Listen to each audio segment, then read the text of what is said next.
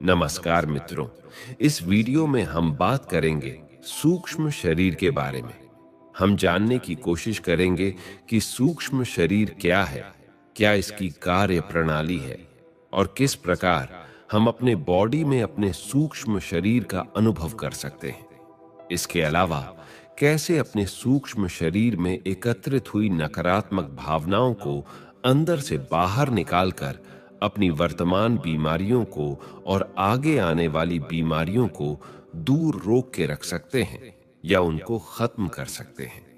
और साथ ही हम बात करेंगे कि कैसे हम अपने सूक्ष्म शरीर को विकसित कर सकते हैं और कैसे अपने शरीर में शारीरिक, मानसिक, भावनात्मक और अध्यात्म से जुड़े हुए लाभों को प्राप्त कर सकते हैं। सबसे पहले तो आपको यह समझना होगा कि वैसे तो हमारे बहुत से शरीर होते हैं, परंतु मुख्य रूप से 3 प्रकार के ही शरीर होते हैं, जिसमें सबसे पहला स्थूल शरीर यानी कि फिजिकल बॉडी, दूसरा सूक्ष्म शरीर यानी कि एस्ट्रल बॉडी, तीसरा कारण शरीर यानी कि कैजुअल बॉडी कहलाता है। हमारा स्थूल शरीर यानी कि जो शरीर वर्तमान में हमें नजर आता है या जो हम आईने में अपने शरीर को देखते हैं, वह शरीर 5 तत्वों से बना हुआ है। लेकिन जो हमारा सूक्ष्म शरीर है वह हमारे प्राणों से बना है यानी एनर्जी से बना हुआ है। और तीसरा जो कारण शरीर है वह सूक्ष्म तरंगों से बना हुआ है। हमारी फिजिकल बॉडी यानी स्थूल शरीर दृश्यमान है, जो कि हमें दिखाई पड़ती है, लेकिन सूक्ष्म शरीर और कारण शरीर अदृश्य हैं। यह हमें दिखाई नहीं पड़ते, लेकिन हम इनको अनुभव जरूर कर सकते हैं। अब हम बात करते हैं उन खास अनुभवों की जिससे हम अपने सूक्ष्म शरीर का अनुभव कर सकते हैं। या यूं कहे तो ऐसी कौन सी सिचुएशन होती है जब बिना प्रयास के ही आप अपने सूक्ष्म शरीर का भी अनुभव कर सकते हैं, क्योंकि स्थूल शरीर को तो आप हर वक्त देखते रहते हैं, अपने भी और दूसरों के भी। लेकिन आप सूक्ष्म शरीर को तो नहीं न देख सकते, उसे तो सिर्फ अनुभव ही कर सकते हैं। पहली बात तो यह है कि जब भी आप बहुत गहरी नींद में होंगे और जब आपका एनकाउसिस पूरा खुला हुआ होगा, उस वक्त अनजाने में ही आप कई बार अपने सूक्ष्म शरीर को अनुभव कर लेते हैं। और कई बार जब आपको स्लीप पैरालिसिस होता है या आपको लगता है कि जैसे कोई चीज आपके ऊपर दबाव डाल रही है, तो वह चीज भी आपके सूक्ष्म शरीर की ही एक घटना होती है। और कई बार जब आप स्वप्नावस्था में होते हैं लेकिन आपकी चेतना कुछ अंशों तक जागी रह गई है, तो उस स्थिति में भी आप अपने सूक्ष्म शरीर का दर्शन कर लेते हैं। इसके अलावा जब आप गहरे ध्यान में होते हैं तो आप अक्सर ही अपने सूक्ष्म शरीर का अनुभव कर सकते हैं। और जब आपकी मृत्यु हो रही होती है तो उस वक्त भी और उसके बाद भी आप अपने सूक्ष्म शरीर को महसूस कर सकते हैं, क्योंकि तब तक आपका स्थूल शरीर खत्म हो गया होता है तो फिर सूक्ष्म शरीर ही बचता है। इसीलिए मृत्यु के समय और मृत्यु के बाद भी आप अपने सूक्ष्म शरीर का अनुभव कर सकते हैं। इसके अलावा कई बार आपने देखा होगा कि आप अकेले बैठे हैं और अचानक आपको लगता है कि आपके आसपास कोई है, लेकिन कोई होता नहीं है। मानो एक झलक सी आती है कुछ सेकंड के लिए, तो वह आपके सूक्ष्म शरीर की ही एक झलक होती है। फिर अनजाने में आप किसी को नोटिस कर लेते हैं, या हो सकता है वह आपका सूक्ष्म शरीर ना हो, बल्कि कोई आत्मा हो जो आपके आसपास मंडरा रही हो, जिसको आपने अपनी छठी इंद्री से नोटिस कर लिया होता है। कई बार ऐसा होता है कि जैसे आप किसी सड़क पर तेजी से गाड़ी चलाते हुए जा रहे हैं, तभी अचानक सामने से कोई बच्चा या जानवर आ जाता है, तो आप सेकंड के 1000वें हिस्से में ब्रेक लगाते हैं और तुरंत गाड़ी रोककर उस बच्चे या जानवर की जान बचा लेते हैं। तो उस समय जो आपके अंदर एनर्जी आती है वह आपके सूक्ष्म शरीर से ही आती है, यानी कि आपका सूक्ष्म शरीर ही उस वक्त आपको संकट से निकालता है। यह तो मैंने सिर्फ एक उदाहरण दिया है। इस प्रकार के कई और उदाहरण होते हैं जिसमें आपका ही सूक्ष्म शरीर आपकी रक्षा करता है। कभी कभी जब आप गहरे ध्यान में जाते हैं तो कई बार आपको आउट ऑफ बॉडी एक्सपीरियंस हो सकता है, यानी आपका सूक्ष्म शरीर आपकी बॉडी से बाहर आ जाता है। क्योंकि हमारा स्थूल शरीर तो गुरुत्वाकर्षण से बंधा हुआ होता है, लेकिन हमारा सूक्ष्म शरीर के ऊपर गुरुत्वाकर्षण का कोई प्रभाव नहीं होता है। इसलिए कई बार ध्यान के दौरान आपको ऐसे लगेगा कि जैसे आपका सूक्ष्म शरीर आपके फिजिकल बॉडी से बाहर निकलकर हवा में तैरने लग गया है। तो यह एक सूक्ष्म शरीर का अनुभव है। और छोटे मोटे लम्हों के दौरान जैसे आपको जब कोई खुशखबरी मिलती है, तब आपका शरीर एकदम से खुशी के मारे फैल जाएगा और बहुत खुशी महसूस होगा। यहाँ पर आपका जो शरीर फैलता है वह घटना आपके स्थूल शरीर में नहीं घटती, बल्कि आपके सूक्ष्म शरीर में ही घटती है। इसके अपोजिट आपको एकदम से कोई डर की खबर आ जाए, कोई खतरे की खबर आ जाए या कोई दुख की खबर आ जाए, तो आप एकदम से सिकुड़ जाते हैं। तो ये सिकुड़न भी आपके सूक्ष्म शरीर में ही होते हैं। अतः इस प्रकार के मिश्रित अनुभव कई बार हमारे जीवन में होते रहते हैं, जिनमें आप अपने सूक्ष्म शरीर का अनुभव कर पाते हैं। अब हम कुछ और पहलुओं की बात करते हैं। हमारा सूक्ष्म शरीर 5 कर्मेंद्रियों, 5 ज्ञानेंद्रियों और 5 प्रकार के प्राणों से तथा मन और बुद्धि से मिलकर बना है। इसलिए जब कोई व्यक्ति मर रहा होता है तो सबसे पहले उसकी 5 कर्मेंद्रियां सुन्न होने लगते हैं। फिर उसके बाद 5 ज्ञानेंद्रियां भी मरने लगती हैं और फिर कुछ क्षणों के बाद उसके 5 प्राण भी धीरे धीरे शरीर को छोड़ने लग जाते हैं। मतलब जहां जहां सूक्ष्म शरीर ने आपके स्थूल शरीर पर कब्जा किया हुआ था या जहां उसका निवास स्थान था, वह वहां से हटने लगता है। इस प्रकार धीरे धीरे सूक्ष्म शरीर आपके स्थूल शरीर से अपने आप को बाहर खींचने लगता है। अतः जब व्यक्ति की मृत्यु होती है तो हमारा भौतिक शरीर राख बन जाता है, लेकिन हमारा सूक्ष्म शरीर आत्मा के रूप में नए जन्म की तलाश में आगे की ओर निकल पड़ता है। स्थूल शरीर की मृत्यु के पश्चात हमारी इस जन्म की और पिछले जन्म के जितने भी संस्कार, आदतें, विचार, इच्छाएं, कामनाएं, वासनाएं और भावनाएं होते हैं, ये सभी चीजें बीज के रूप में हमारे सूक्ष्म शरीर में ही संग्रहित रहते हैं। यानी कि हमारा भौतिक शरीर तो मर जाता है, लेकिन हमारी वासनाएं, इच्छाएं नहीं मरती। फिर इन्हीं इच्छाओं और वासनाओं के अधीन होकर हमारा सूक्ष्म शरीर अगले जन्म की तैयारी में लग जाता है और अगला जन्म इन्हीं इच्छाओं के कारण वैसा ही शरीर ले लेता है। आपने कभी कभी ऐसा महसूस किया होगा कि जब आप छोटे से बड़े हो रहे होते हैं तो आपके अंदर कुछ ऐसे विचार उठने शुरू हो जाते हैं या ऐसी भावनाएं उठनी शुरू हो जाती हैं जिनका आपके इस वर्तमान समय में कोई जुड़ाव नजर नहीं आता कि ये चीजें आपके अंदर कहां से आई हैं। ये सारी चीजें आपके पिछले जन्म से आपके अंदर आई हुई हैं और अब वह दोबारा जिंदा हो रही हैं आपके अंदर। उदाहरण के लिए, अगर आप अपने पिछले जन्म में साधु संत थे या कोई पुजारी थे, तो इस जन्म में आप मंदिर की ओर आकर्षित होंगे या किसी आश्रम की ओर आकर्षित होंगे। ऐसा इसलिए होता है क्योंकि उनका संबंध आपके पिछले जन्म के भावनाओं से जुड़ा हुआ है और वही भावनाएं आपके अंदर दोबारा से जिंदा हो जाती हैं।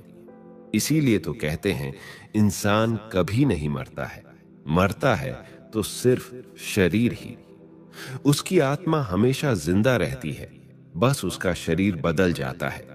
और न केवल पिछले जन्म में बल्कि वर्तमान में भी जो जन्म अभी आप जी रहे हैं, इसमें भी यह प्रक्रिया जारी रहती है। हमारा सूक्ष्म शरीर लगातार विचारों और भावनाओं के द्वारा सूचनाओं को इकट्ठा करता रहता है और फिर उन्हीं सूचनाओं के अनुसार हमें अच्छे या बुरे रूप में अपने प्रभावों को देता रहता है। अब तक आपको यह मालूम चल गया होगा कि जो हमारा मुख्य कर्ता धर्ता है वह हमारा स्थूल शरीर नहीं है, बल्कि हमारा सूक्ष्म शरीर है। हमारा सूक्ष्म शरीर ही हमें कमांड देता है और स्थूल शरीर उसको फॉलो करता है। इसीलिए हमें अपने भौतिक शरीर को नियंत्रण में करने से कोई लाभ नहीं होने वाला, बल्कि हमें अपने सूक्ष्म शरीर को नियंत्रण में करना होगा। क्योंकि जब आप अपने सूक्ष्म शरीर को नियंत्रण में करेंगे या उसको सही स्थिति में रखेंगे, तो आपका भौतिक शरीर भी अपने आप नियंत्रण में आ जाएगा। क्योंकि जो कुछ भी घटना घटती है, पहले वह सूक्ष्म शरीर में ही घटती है, बाद में वह भौतिक शरीर पर आती है। उदाहरण के लिए, जिस प्रकार हम किसी पौधे को विकसित करने के लिए उसके पत्तों को पानी नहीं देते, बल्कि उसके जड़ों को पानी देते हैं। क्योंकि जब हम जड़ों को पानी देते हैं तो पत्ते भी अपने आप खिलने शुरू हो जाते हैं। उसी प्रकार हमारा सूक्ष्म शरीर जड़ है और हमारा स्थूल शरीर पत्ते हैं। इसलिए हमें सबसे पहले अपने सूक्ष्म शरीर को मजबूत करना होगा। तत्पश्चात हमारा स्थूल शरीर भी अपने आप ही मजबूत होना शुरू हो जाएगा। इसलिए हमारी सभी अच्छी या बुरी भावनाएं, जैसे कि डर, गुस्सा, नफरत, प्रेम, प्यार, काम वासनाएं और सभी इच्छाएं पहले हमारे सूक्ष्म शरीर में प्रकट होती हैं और फिर बाद में उनका स्थूल शरीर में अवतरण होता है। और ठीक इसी प्रकार बीमारी में भी होता है। हमारे शरीर में जो भी बीमारी आती है, खासकर जब कोई बड़ी या गंभीर बीमारी आती है, तब वह एकदम से हमारी स्थूल शरीर में मैनिफेस्ट नहीं होती, बल्कि सबसे पहले उस बीमारी का बीज हमारे सूक्ष्म शरीर में पड़ता है। फिर वही बीज जब बड़े हो जाते हैं, तब उसका प्रकटीकरण स्थूल शरीर में होता है। तो कहने का तात्पर्य यह है कि हमारी भावनाएं और हमारे रोग, इन दोनों का जो उद्गम स्थल है वह सूक्ष्म बॉडी है, ना कि स्थूल बॉडी है।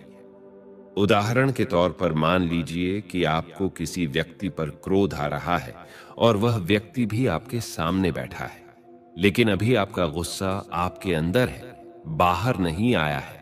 तो इसका मतलब आपका गुस्सा सूक्ष्म शरीर में प्रवेश कर चुका है, लेकिन स्थूल शरीर में नहीं आया है। और सामने वाले को भी पता नहीं होगा कि आपके अंदर गुस्सा उठना शुरू हो चुका है, क्योंकि आप ऊपर से नॉर्मल बने हुए रहते हैं। लेकिन वही क्रोध जो सूक्ष्म शरीर में पैदा हुआ है, यदि स्थूल शरीर पर आकर प्रकट हो जाए तो वह क्रिया बन जाता है। यानी कि हमारे जो भाव है या उनका जो सघन रूप है, वह सभी क्रिया बन जाते हैं। अतः इसी प्रकार हमारे रोग भी जन्म लेते हैं। यानी हमारे अंदर ज्यादातर जो रोग जन्म लेते हैं वह हमारे नकारात्मक भावों के कारण होते हैं। इसलिए जब आपके नकारात्मक भाव बढ़ते चले जाते हैं, तब वह रोग का रूप ले लेते हैं। उदाहरण के लिए मान लीजिए आप बिना मतलब के हमेशा गुस्सा करते रहते हैं, तो वह गुस्सा आपके सूक्ष्म शरीर में इकट्ठा होना शुरू हो जाएगा। और इस तरह जब वह गुस्सा आपके सूक्ष्म शरीर में अत्यधिक हो जाएगा, तो वह आपके स्थूल शरीर में रोग के रूप में प्रकट होना शुरू हो जाएगा। मतलब आप जो भी नकारात्मक भाव करेंगे वह आपके रोग में कन्वर्ट होने शुरू हो जाएंगे। लेकिन आप इन क्रियाओं को शुरू में ही रोक सकते हैं। अर्थात जब आपको गुस्सा आना शुरू हो तो आप अपने गुस्से को अपने इंटेलिजेंस से शुरू में ही दबा सकते हैं। लेकिन हम उस गुस्से को दबा नहीं पाते और रिएक्ट कर देते हैं। तत्पश्चात हम लड़ने लग जाते हैं और चीजें बद से बदतर हो जाती है। लेकिन अगर आप जागरूक रहेंगे तो आप उस चेन को वहीं पर रोक भी सकते हैं। इसी प्रकार आप अपने अंदर बीमारियों को भी रोक सकते हैं। अब हम बात करते हैं कि इसे रोके कैसे। तो इसे रोकने के लिए रोज गहरे ध्यान में बैठना पड़ेगा, क्योंकि जब भी आप अपने गहरे ध्यान में बैठेंगे तब आप अपने सूक्ष्म शरीर में प्रवेश कर जाएंगे। तत्पश्चात आपके अंदर एक ऐसी ऊर्जा उत्पन्न होगी जो आपके पूरे सूक्ष्म शरीर में फैल जाएगी, और फिर वही ऊर्जा आपकी बीमारी के बीज को ही जड़ से खत्म कर देगी, जिससे आपकी बीमारी भौतिक शरीर तक आ ही नहीं पाएगी। इसलिए यदि आप अपना सूक्ष्म शरीर शुद्ध कर लेते हैं, तो आपका स्थूल शरीर भी स्वस्थ और स्ट्रांग होना शुरू हो जाएगा, जिससे आप हमेशा आनंदित रहेंगे, हमेशा सुखी रहेंगे। आपके चेहरे पर हमेशा तेज बना रहेगा, आपका आभा मंडल स्ट्रांग बनेगा और आपको जीवन में हर चीज की प्राप्ति होगी। इस तरह जिस व्यक्ति का सूक्ष्म शरीर स्ट्रांग होगा, उसे जीवन में किसी प्रकार की कोई कमी नहीं होगी। लेकिन यदि आपका सूक्ष्म शरीर ही अशुद्ध है और विकारों से भरा हुआ है, तो आपको दुख, बीमारी, कष्ट, अभाव, इन सब चीजों को अपने जीवन में झेलना ही पड़ेगा। तो हम ऐसा क्या करें कि हम अपने सूक्ष्म शरीर को शुद्ध कर सकें, उसको विकारों से रहित कर सकें? तो उसके लिए कुछ 2-4 उपाय हैं जो मैंने आगे बताया है, उसे आपको हमेशा फॉलो करना है। सबसे पहली बात कि हमारे सूक्ष्म शरीर कमजोर क्यों पड़ते हैं? हमारे नेगेटिव होने के कारण, यानी हमारे नकारात्मक विचारों और भावों के कारण। इसलिए आप कभी भी नकारात्मक मत रहें। तनाव, चिंता, टेंशन, इन सब चीजों से बचें और अपने आप को हमेशा सकारात्मक रखें। हमेशा खुश रहें, प्रसन्न रहें, संतुष्ट रहें और प्रेम पूर्ण बने रहें। अपने आत्मविश्वास को बढ़ा चढ़ा कर रखें और हमेशा क्रिएटिव रहें, अर्थात हर वक्त कुछ न कुछ करते रहें। रोज एक्सरसाइज करें, क्योंकि जब आप एक्सरसाइज करेंगे तो आपका ब्लड इतना तेजी से सर्कुलेट करेगा कि उसके अंदर के जो ब्लॉक हैं वह ब्लड सर्कुलेशन से टूट जाएगा और आपको कभी कोई बीमारी नहीं होगी। रोज सुबह प्राणायाम अवश्य करें। मैंने आपको पहले ही बताया है कि हमारा सूक्ष्म शरीर प्राणों से मिलकर बना है, तो जब भी आप प्राणायाम करेंगे तो आपके अंदर प्राण ऊर्जा भी बढ़ेंगे, जिससे आपका सूक्ष्म शरीर स्ट्रांग होना शुरू हो जाएगा। सबसे जरूरी बात, आप अपने आहार को हमेशा ठीक रखें। अगर आप निषिद्ध और अनुचित आहार लेते हैं, तो आप अपने शरीर का नुकसान कर रहे हैं। आप अपने आचरण को भी ठीक रखें, यानी सही समय पर सोएं और सही समय पर जागें।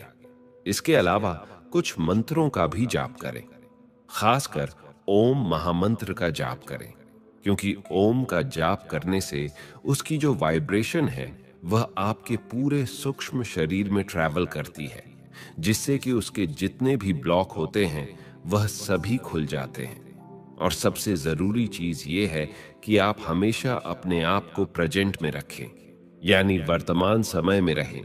भूत और भविष्य की ज्यादा टेंशन में मत रहें। आप थोड़ा समय निकालकर मेडिटेशन जरूर किया करें। जैसे आप कोई भी मेडिटेशन कर सकते हैं, लगभग सभी मेडिटेशन में ध्यान के अभ्यास से हमारा सूक्ष्म शरीर ही विकसित होता है। खासकर इस प्रकार का मेडिटेशन जरूर करें जिसमें आप विश्राम में चले जाते हैं, यानी डीप रिलैक्सेशन में चले जाते हैं। क्योंकि जब आप डीप रिलैक्सेशन में जाते हैं तो आपका स्थूल शरीर बिल्कुल गतिहीन हो जाएगा या जड़ हो जाएगा और आपके विचार बिल्कुल शांत हो जाएंगे, जिससे आपकी ऊर्जा की जो लीकेज है वह बंद हो जाएगी। फिर वही ऊर्जा जो पहले लीक हो रही थी, वह सारी ऊर्जा फिर से आपकी सूक्ष्म शरीर को उपलब्ध होनी शुरू हो जाएगी, जिससे आपका सूक्ष्म शरीर विकसित होना शुरू हो जाएगा। मैंने जो भी इस प्रस्तुति में बताया है उसे आप अपने जीवन में प्रयोग करते रहें और हमेशा स्वस्थ रहें। जाते जाते आप कमेंट्स में ये बताते जाएं कि यह प्रस्तुति आपको कैसी लगी। और अगर आप हमारे चैनल पर नए हैं तो हमारा सात्विक चैनल को भी सब्सक्राइब अवश्य करें। धन्यवाद।